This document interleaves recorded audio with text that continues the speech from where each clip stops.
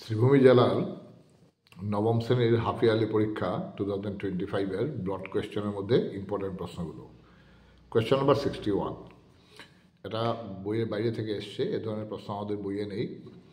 A children park is in the shape of an isosceles triangle set PQR with PQ equal to PR.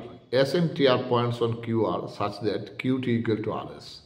এটা ত্রিভুজ, সমদ্বিবাহু ত্রিভুজে children park একটা আছে, বাচ্চাদের একটা park আছে, শিশু উদ্যান, সেটা আকার হলো সমদ্বিবাহু ত্রিভুজের মতো, ত্রিভুজ PQR। এখানে দেওয়া আছে PQ equal to PR, R QR বাহুর উপর, বাংলাতে আমি আগে ইংরেজিতে পড়েছি, QR বাহুর উপর S এবং T এমন দুটি বিন্দু আছে যাতে QT equal to RS। তারপর এখানে 4টা কোয়েশ্চন দেওয়া আছে। তোমাদের কাছে প্রশ্ন নিশ্চয়ই আছে, তবু আমি প্রশ্নটা আবার তোমাদের দেখিয়ে দিচ্ছি। প্রশ্নটা যদি না থাকে তোমরা প্রশ্নটাকে তুলে নেবে। এই হচ্ছে চিলড্রেন পার্ক। তো এখন আমরা দেখব কি কি আছে। দেওয়া আছে PQ equal to PR, কোয়েশ্চনে দেওয়া আছে। আর QR এর উপর S আর Tর দুটো পয়েন্ট আছে যাতে QT equal to RS, QT equal to RS। তো ফার্স্ট কোয়েশ্চনটা হচ্ছে যে which rule applied to prove the congruence of triangle PQS। এই দেখো একটা ট্রায়াঙ্গল, এই ট্রায়াঙ্গল, আর একটা ট্রায়াঙ্গল হচ্ছে PRT। এই দুটো ট্রায়াঙ্গলের কনগ্রুয়েন্সের জন্য আমরা কোন কন্ডিশনটা ব্যবহার করা হয়েছে।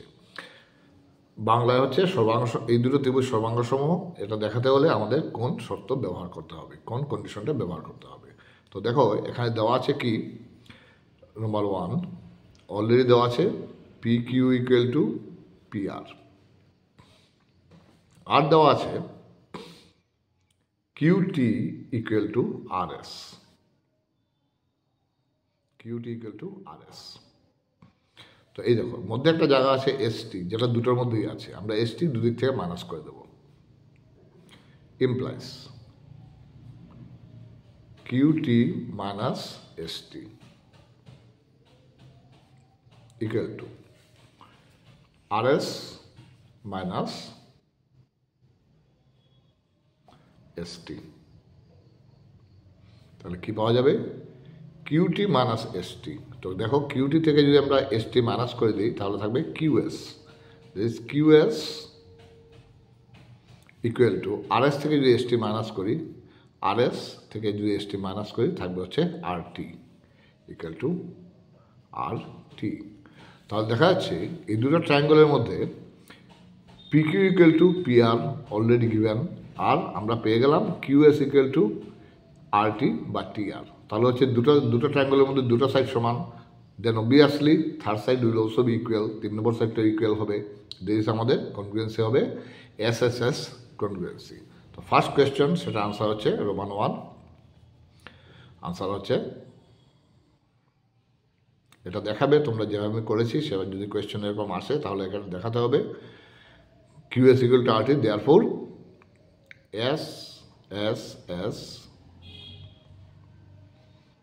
SSS বা SS দিলেও পারবে, একই জিনিস, কনগ্রুয়েন্সি। SSS congruency is applied। আর বাংলায় লিখতে হবে অতএব SSS শর্তটি প্রয়োগ করা হবে। ক্লিয়ার এটা? Number 2, name the type of triangle PST। Triangle PST কোন প্রকারের ত্রিভুজ? তো দেখিনি আমরা ট্রায়াঙ্গল PST কোনটা, এই যে মধ্যে ট্রায়াঙ্গলটা আছে ট্রায়াঙ্গল PST, সেটা কি ধরনের ত্রিভুজ? দেখো ট্রায়াঙ্গল PST, এই দুটো ত্রিভুজ হচ্ছে কনগ্রুয়েন্ট, তার মানে এই side, this side equal to this side, ঠিক আছে? তাহলে এই দুটো একটা ত্রিভুজের মধ্যে দুটো সাইড ইকুয়াল, যে দুটো সাইড ইকুয়াল হলে আমরা সেই ট্রায়াঙ্গলটা কী হবে? আইসোসেলেস ট্রায়াঙ্গল বা বাংলায় সমদ্বিবাহু ত্রিভুজ। তো এই দুটো সাইড আমরা ইকুয়াল কী করে পেলাম? কারণ already we have proved triangle PQS congruent to triangle PRT বা PTR, therefore PS equal to PT। কারণ দুটো সাইড এটা ইকুয়াল টু এটা দেওয়া আছে already given, QS equal two RT আমরা প্রুভ করেছি, আমি দেখিয়েছি। তার third side must also be equal this এই সাইড ইকুয়াল টু এই সাইড। তো আমরা এখানে লিখব Roman 2, since triangle PQS congruent to triangle PRT, therefore PS equal to PT. Therefore, triangle PST is an isosceles triangle.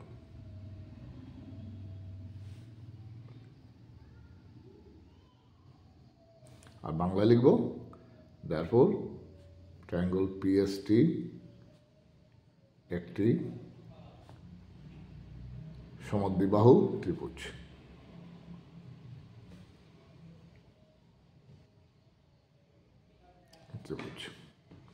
যারা English medium student ওরা শুধু PST is an triangle, PST is an isosceles triangle লিখলেই হবে, পর্যন্ত লিখবে। আর বাংলা মিডিয়ামে যারা আছো ট্রায়াঙ্গল পিএসটি সমদ্বিবাহু ত্রিভুজ সেটা লিখবে।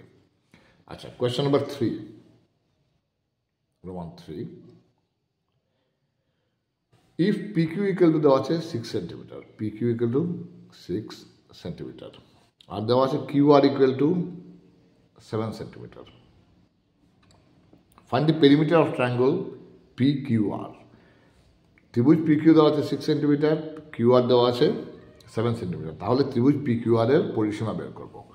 তো আমরা জানি we know perimeter of a triangle equal to sum of its 3 sides. দের এখানে PQ plus QR plus PR, এই তিনটার সাম হচ্ছে পেরিমিটার বা পরিসীমা। তো আমাদের কাছে আছে দুটোর ভ্যালু, পিকিউর ভ্যালু আছে আর আছে আমাদের কিউআর এর ভ্যালু। তো আমাদের পিআর এর ভ্যালু কত হবে? পিআর এর ভ্যালু অবভিয়াসলি 6 হবে, কারণ আমরা by the given condition PQ equal to PR, then PR equal to 6 centimetre. আমরা লিখব since PQ equal to PR given বা প্রদত্ত, therefore এটা হচ্ছে PR, এটা PR given প্রদত্ত। তাহলে PR কত হচ্ছে? PR equal to 6 centimetre. therefore perimeter of triangle PQR equal to PQ plus QR plus PR। তো তিনটার সাম কত? 6 plus 7 plus 6 centimetre, that is হচ্ছে 19 centimetre.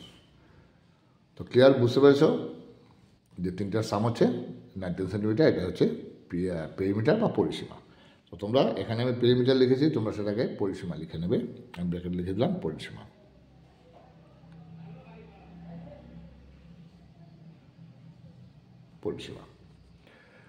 Fourth question, Roman 4। Roman 4 question দেওয়া আছে যে QS equal to 2 centimetre, then find ST. QS দেওয়া আছে 2 centimetre, তাহলে এসটি বের করব।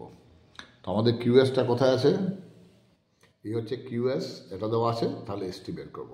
তো আমরা জানি we have already found QS equal to TR, তাহলে এটা 2 সেন্টিমিটার আর 2 সেন্টিমিটার। আবার কিউআর কত দেওয়া আছে? কিউআর দেওয়া আছে 7 সেন্টিমিটার, তাহলে আমরা এসটি পেয়ে যাব।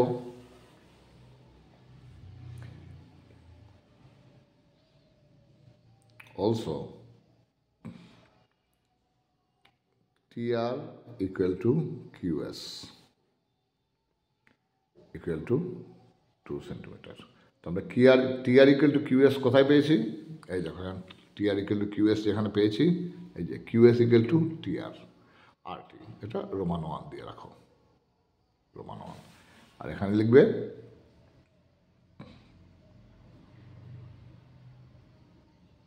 from 1। তাহলে পেয়ে গেলাম আমরা TR equal to 2 centimetre. Also QR equal to 7 centimetre. তো QR মানে হচ্ছে QS plus ST plus TR equal to, unit আমরা লিখবো না, শুধু 7 লিখবো। তো QS হচ্ছে 2, ST আমরা বের করবো, আর TR হচ্ছে 2, 7। তাহলে ST কত হচ্ছে?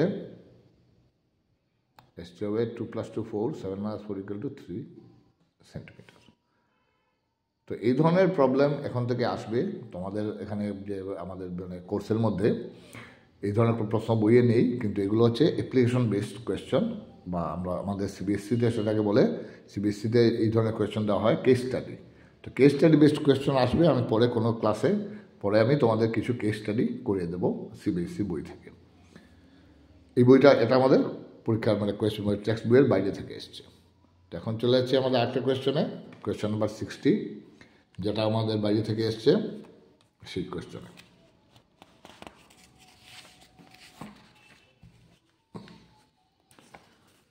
কোয়েশ্চন নাম্বার 60, এই অঙ্কটা অনেকেই পারোনি। What must be added to, একটা পলিনোমিয়াল দেওয়া আছে, so that the result is exactly divisible by this. তো আমরা আমাদের জেনারেল কনসেপশনটা কি, যে আমরা যখন একটা ডিভাইড করি, আমাদের যদি রিমাইন্ডার থাকে, যদি রিমাইন্ডারটা আমরা সাবট্রাক্ট করে দিই, তাহলে আমাদের নাম্বারটা হয়ে যাবে exactly divisible by the given number. তাহলে এখন আমরা এটা সলভ করে নেই। Question number 60,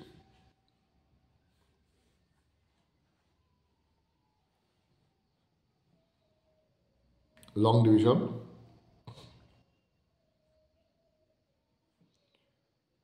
x to the power 4 plus 2x cube plus 2x square plus x minus 1। আমরা কোনটা দিয়ে ডিভাইড করবো? ডিভিশনটা কি আমাদের? x square plus 2x minus 3, এটা হচ্ছে ডিভাইডেড। তো আমরা ডিভাইড করি। প্রথম হচ্ছে x স্কোয়ার থেকে কী হবে? x4 হবে। তো আমাদের কত দিয়ে ডিভাইড করতে হবে? ইন্টু করতে হবে x স্কোয়ার দিয়ে। তাহলে হচ্ছে এখন x স্কোয়ার দিয়ে আমরা এই টার্মটাকে পুরোপুরি আমরা মাল্টিপ্লাই করবো। x to the power 4 plus 2x cube minus 3x square। তো এটা চলে যাবে, এই দুটো ইকুয়াল টার্ম আছে, ক্যান্সেল করলেও হবে, এমনি না লিখলেও হবে, এমনি ক্যান্সেল হয়ে যাবে। মাইনাস হচ্ছে মানে আমাদের নিয়মটা তো আমাদের জানাই আছে, ডিভিশনের সময় সেকেন্ড যেটা আমাদের ইন্টু করার পর পাই, সেটা আমাদের মেইন অরিজিনাল টার্ম থেকে মাইনাস হয়ে যায়। তো x4 মাইনাস হয়ে যাবে, আর 2x কিউব মাইনাস হয়ে যাবে। তো যেটা আমাদের সেকেন্ড টার্মে আছে সেটা সাইন চেঞ্জ করে প্লাস হবে। তো 2x square plus 3x square কত? 5x square plus x minus 1। এখন x স্কোয়ার থেকে আমাদের লাগে 5x স্কোয়ার, দিয়ে আমরা কত ইন্টু করবো? প্লাস 5। তো 5 প্লাস 5 দিয়ে ইন্টু করলে থাকছে 5x square plus 5 × 2 10x minus 15। তো 5x স্কোয়ার ক্যান্সেল হয়ে যাচ্ছে, এখানেও তোমরা এইভাবে ক্যান্সেল করে রাখতে পারো। তো এখানে কি হবে? এই যে সেকেন্ড টার্মটা হচ্ছে 10x, সেটার সামনে প্লাসটা মাইনাস হয়ে যাবে সেকেন্ড টার্মের। তো x মাইনাস 10x হচ্ছে মাইনাস 9x, আর মাইনাসটা হয়ে যাবে প্লাস 1, মাইনাস 1 প্লাস 15 মানে প্লাস 14। তাহলে আমাদের রিমাইন্ডার হচ্ছে minus 9x plus 14। Second term হচ্ছে 10x, 10xের সামনে আছে প্লাস সাইন, তো প্লাস সাইন হয়ে গেল মাইনাস, তো হচ্ছে x মাইনাস 10x মানে মাইনাস 9x, আর মাইনাস 15টা প্লাস হয়ে যাবে, minus 1 plus 15 that is plus 14। এখন আমরা এটা হচ্ছে রিমাইন্ডার, তো এটা যদি আমরা মাইনাস করে দিই, আমাদের ডিভাইডেন্ট থাকে, তাহলে আমাদের কী হবে? যে এই x cube plus 2x square plus 2x minus 3 will exactly divide. Therefore আমরা মাইনাস করে দেবো। Therefore the term to be added, এখানে প্রশ্ন বলেছে the term to be added, আমি বলছি মাইনাস করার জন্য। আসলে প্লাস আর মাইনাস একই জিনিস। নেগেটিভটা হচ্ছে পজিটিভের জাস্ট ইনভার্স, এটাকে বলে এডিটিভ ইনভার্স। তো আমরা এই টার্মটা আমি বলেছি এটা মাইনাস করে দিলে আমাদের এক্স্যাক্টলি ডিভিজিবল বাই ডিভিজিবল হয়ে যাবে। তো আমরা the term to be added যদি অ্যাড করার একটা কোয়েশ্চনে থাকে তাহলে আমরা একটা নেগেটিভ সাইন বসিয়ে দেবো, দিয়ে আমরা রিমাইন্ডারটাকে লিখবো -9x + 14। তাহলে কত হচ্ছে 9x - 14। জিনিসটা কিন্তু একটু কমপ্লিকেটেড আছে, তোমরা চেষ্টা করলেই বুঝতে পারবে।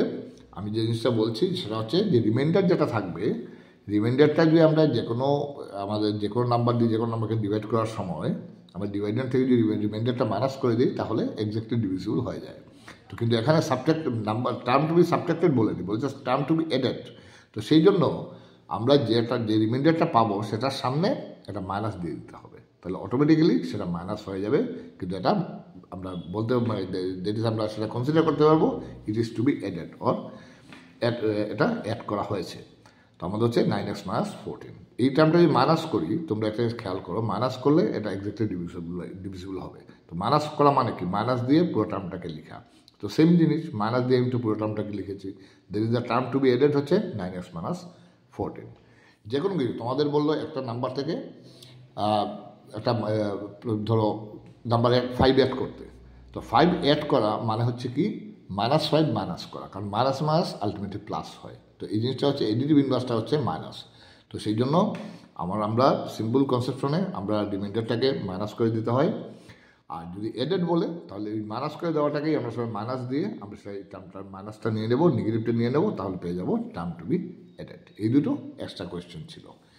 তারপরে এতে ক্লাসে ভিডিওতে আমি বাকি যে প্রশ্নটা আছে সেটার মধ্যে ইম্পর্ট্যান্ট অঙ্কগুলো আমি সলভ করে দেবো। বাট এই দুটো কোয়েশ্চেন কিন্তু বইয়ের বাইরে ছিল, তোমরা ভালো করে এই অঙ্ক দুটো করবে। আমি আবার প্রথম থেকে এটা দেখাচ্ছি।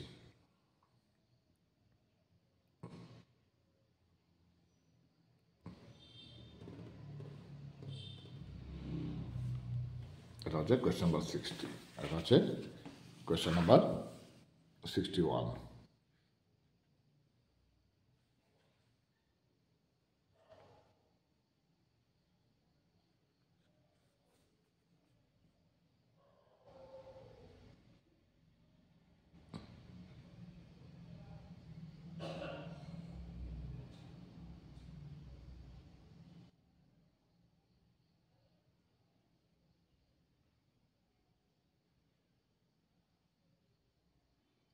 তোমরা ভিডিও পজ করে দেখে নিতে পারবে। নেক্সট ভিডিওতে আমার থাকবে বাকি যে কোয়েশ্চেন ইম্পর্টেন্ট প্রশ্নগুলো সলভ করে দেবো। তারপর আসবে আমাদের প্রিবোর্ডের যে কোয়েশ্চেন আসতে পারে সেই প্রশ্নগুলোর ব্যাপারে ডিসকাস করবো।